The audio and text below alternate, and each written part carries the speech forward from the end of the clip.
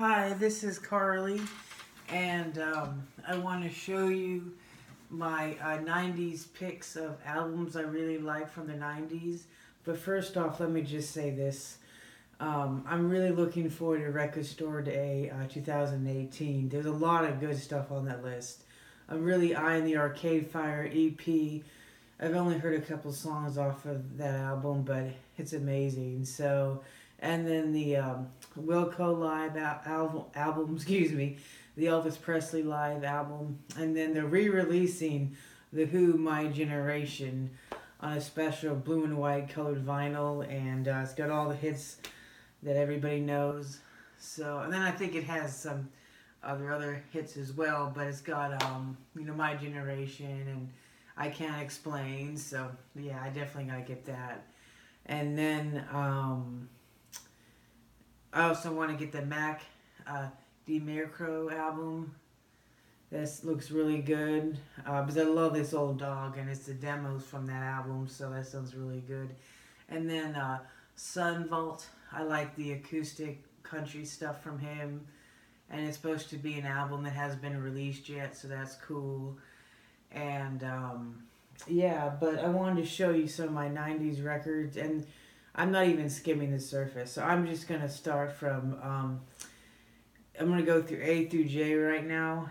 I mean A through G, and I'll break this up into 3 videos. And like I said, there's so many that I don't have that I want. I want Jeff Buckley's Grace. I want Nirvana, Nevermind, Pearl Jam 10, Third Eye Blind, self-titled. There's so many I want that I don't have, but you know what? You gotta be grateful for what you do have. You know what I'm saying? And I'm serious. You know, I just started collecting records about, I think it's going on 3 years right now, and I love it.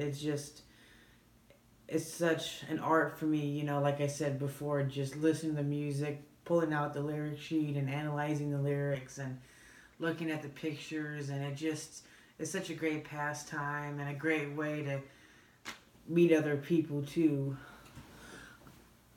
on YouTube and stuff and talk about music. So I just love records. So, but anyways, let's start with one of my favorite bands, which is Blur, and it's Blur 13, and this is a really good album.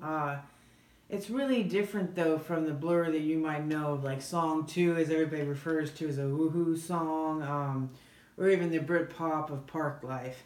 It kind of reminds me of like a U2 Zooropa because it's kind of experimental and has long songs, electronic and stuff, but it's a really, really good album. I appreciate it. I think the only song people would know off of it is, Tender is a good song, and Coffee and TV. Yeah, but there's no distance left to run, but I mean, every song is so good, and sometimes this album just feels like one long song because it just goes on and on and on. It's a very long album, but in a good way. It just sort of nicely transitions song from song, so definitely. But if you wanted to get into Blur, I wouldn't recommend starting with that album. I would start with Park Life. I think it's one of the most accessible albums, as well as their self-titled, which I still need to get. But yeah, it's awesome. So I wanted to say that Dan Albarn, is the lead singer, he's a genius in my book. His lyrics and his and then he's part of the Gorillaz now, as you know, which is a great band. But see, I got this limited colored version. Pretty cool, and I like the label. But yeah, I just went to my record convention here in Houston, and it goes from like 10 to 5. I was really surprised that when I got in at 2, it still was, nobody had took it yet. So, I mean, I know Blur is not one of the most popular bands, but you'd be surprised, you know. I was surprised it wasn't already taken, so I was like, yes, that's mine, you know. Love this feeling when you see a record and you say, yeah, that's mine. Okay, and then I have another Blur one, and this is actually my 13, or Park Life is great, but Modern Life is rubbish. That is actually my number one favorite Blur album. I don't know why, because I really like. I mean, I'm not crazy about their first album, Leisure. It's a little too bubblegummy, but this one is just about them getting into their own. Not as polished as Park Life, but it's still that Britpoppy stuff. So, you know, if you're not familiar with Britpop, it's like Oasis, The Verve, and stuff like that, like early 2000s stuff. So, when they were when British artists were experimenting with pop, and they took it to America. So, yeah, I mean, it's not just in America, but you know these artists came pretty big in America, especially with the Blur and Oasis conflict they had when they both, if you remember, they both tried to release a single at the same time. I know it was Blur, Country House, and Oasis, Supersonic, I believe.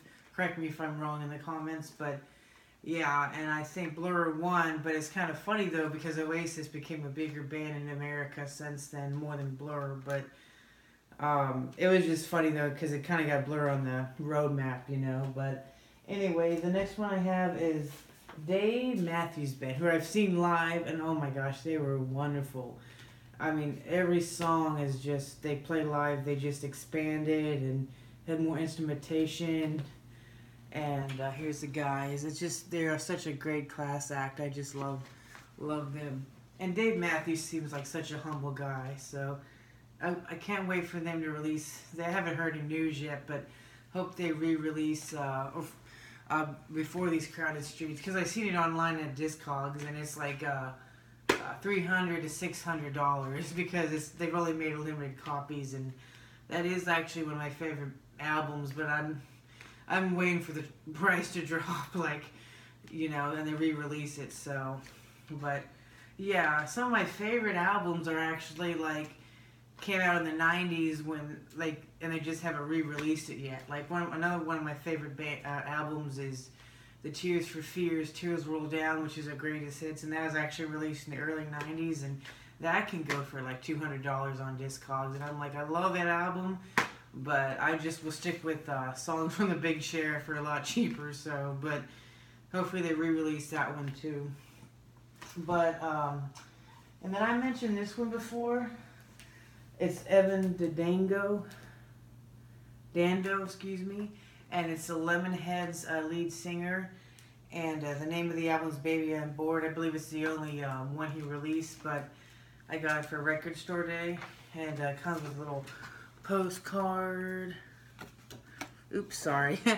And of the guy and some cool pics. Let me show you some of the cool pics they have. Let's see here. Oopsies. Yeah, you can see the guy right there. Yeah, it's pretty cool booklet. And then my last and final one is Guster, Lost and Gone Forever. They just re-released this. I was like so happy. So, yeah, this is a great band. Very poppy, very happy.